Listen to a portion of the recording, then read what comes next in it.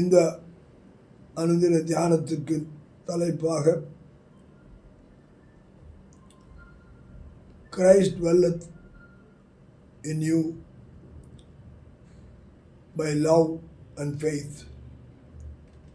எபேசியருக்கு எழுதின நிருபம் 3 அதிகாரம் 17 சொல்லுகிறது,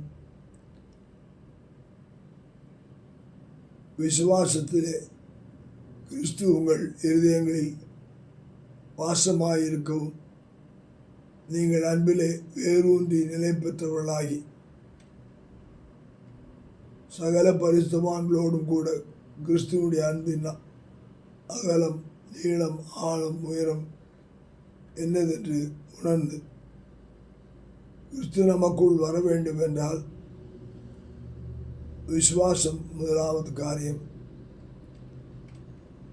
அவர் எனக்காக மரித்தார், பாடுகள் ஏற்றுக்கொண்டார், நான் வாழ அவர் அந்த கேடடைந்தார், மரித்தார், அடக்கம் பண்ணப்பட்டார், 3ஆம் நாள் உயிர்த்தெழுந்தார், மீண்டும் பரத்துக்கு சென்றிருக்கிறார்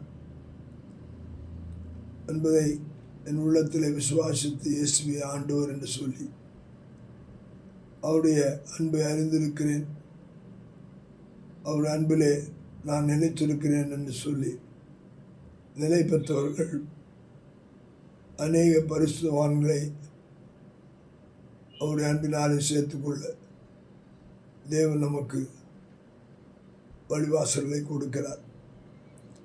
நாமும் அவருடைய அன்பிலே வளரும்போது, அவருடைய விசுவாசத்திலே நாம் நிலைத்திருக்கும் போது அவர் என்னில் கிரியை செய்கிறார். அவர்தான் என்னுடைய கிரியை வாழ்க்கையில் செய்து என்னை பரிசுத்தப்படுத்துகிறார் என்று சொல்லி விசுவாசிக்கும் போது நாம் பிரயோஜனம் உள்ள பாத்திரங்களாய் இருப்போம். கர்த்தர் கிருபை செய்வார்.